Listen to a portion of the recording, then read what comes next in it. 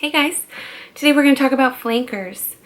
A flanker is a perfume that, well, let me scoot back a little bit. So a fragrance house comes out with a fragrance.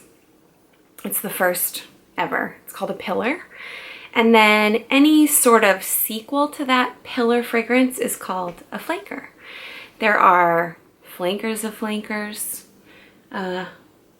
It kind of is an endless opportunity for people making fragrance to make money.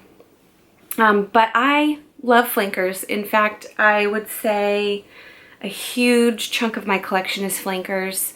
I might even prefer flankers. The great thing about flankers is that if a pillar fragrance gets very, very popular, you smell it everywhere, it might feel like you can't wear it. That's definitely how I feel. So a flanker kind of usually maintains the DNA of the pillar fragrance, but alters it slightly or kind of has a twist to it, so it makes it unique. And sometimes flankers are more popular than the pillar fragrance. Sometimes that's how I find out about a pillar fragrance, is by finding the flanker first. But today I wanted to show you my favorite flankers. I wanted to have 5 because I absolutely adore alliteration, but I have 6, so and I stopped myself at 6. I didn't really want to make a really long video and have 15 favorite flankers. So, plus that's also really hard to say. So I'm gonna stick to 6, and I'm going to start with 2. Now this is why I have 6 instead of 5, because 2 are really similar to each other in terms of the opening.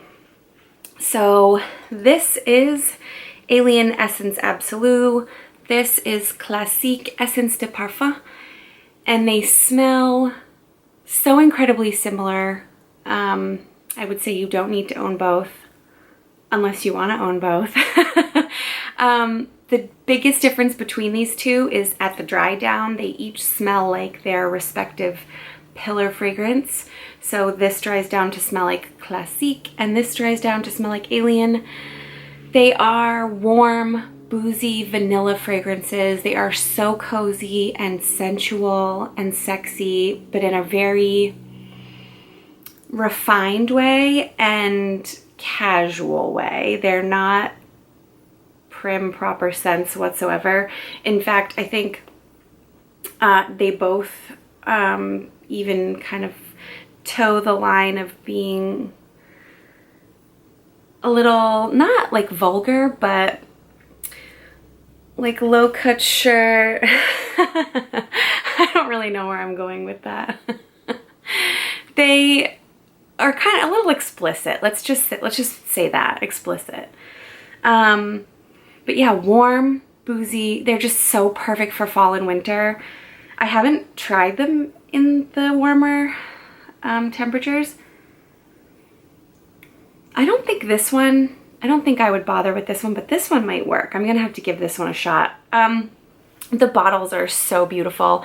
This one, I'm about to be a little rude, so I apologize if you're not into it, but this, somebody said, and now I can't unsee it. Somebody said it looks like a ball sack, and now I can't unsee it, but I like, I like the sort of like rounded version of the Alien bottle. I think the Alien bottle is super cute anyway.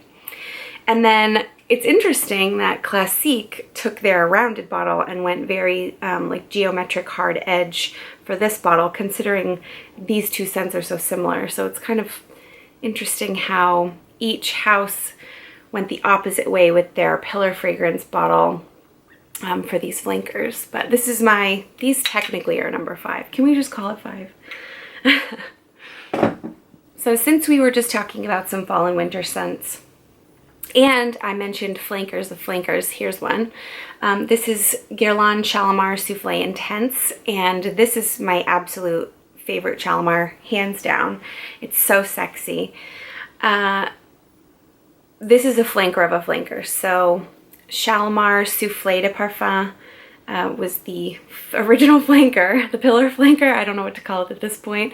And then this was sort of a twist on the souffle to make a more intense version, and it certainly is. It is vanilla, smoke, the citrus is dialed way down. Very, very cozy, soft, consuming, but it still has that really sexy Shalimar quality. And again, really perfect for winter and fall months. I would not attempt this in the summer. To me, this would just be like choke you out, too much, get away from me. But in the fall and winter, this, I just think this is like wrap around you sexy, if that makes sense. So getting into more all-season scents, La Vie est Belle, L'Eau de Parfum Intense. This scent really intrigued me when I read the notes. The top two dominant notes are hazelnuts and whipped cream, still maintaining the DNA of La Vie est Belle. And I love La Vie est Belle. I smell it everywhere, but I still enjoy it. I have a very small bottle for the occasion that I want to smell like everybody else, but this, holy moly. I also have the Absolute, which is also very good. It stays a little more true to the original, but this is so spectacular.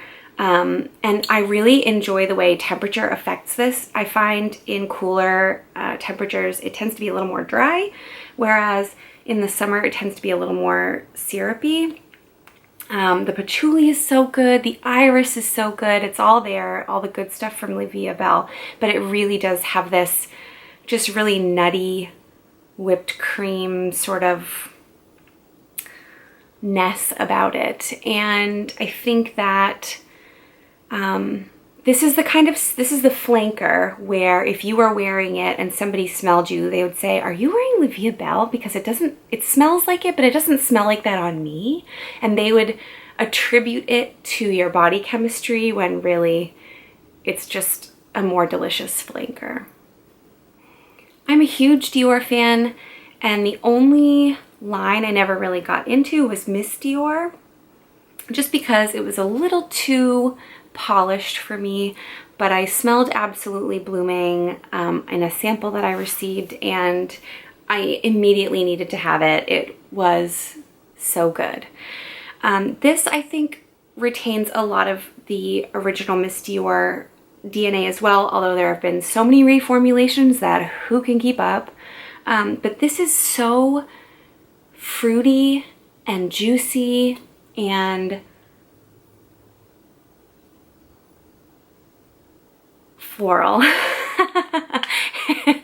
I think it's different enough. I've smelled the Blooming Bouquet, didn't really wow me, but this one, truly love it first sniff. And I try to meter how much I use of this because Dior is famous for reformulating, and so who knows if this has been reformulated or not, but I don't really want to chance it.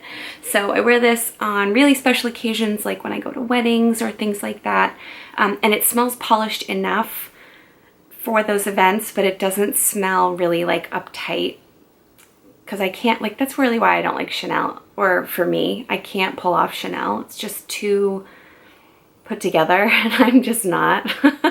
But this is like the closest I can get to something like that. So for my last scent, Signorina Misteriosa from Salvatore Ferragamo. I have the original, I have the Eau de Toilette, the Eau de Parfum, and the Eleganza. I actually don't know which of the EDP or the EDT is the original, but they're all really great. This one, however, is just miles above the rest. This is whipped cream for sure, and blackberries, just delicious, juicy, muddled blackberries on top. There might be a little vanilla in there just to make it last a little bit longer. That is my one complaint about this, is it doesn't last very long. And I actually have two complaints. This bottle, to me, looks like a dark and sexy fragrance is in here, but the juice is light, girly, youthful, approachable. It is not like bombshell femme fatale like the bottle would have you believe, which is kind of why I bought it. But I'm okay with it because it's amazingly delicious. Maybe it's supposed to trick you, like if you smell like this, I don't know, you don't look intimidating, but really people should watch out for you. That's what I aspire to. I aspire to look unassuming and really be. Okay, so that's that. Thanks so much for watching. I hope you enjoyed my little rambling on flankers. I would love to hear in the comments what your favorite flankers are, and I'll see you later. Bye.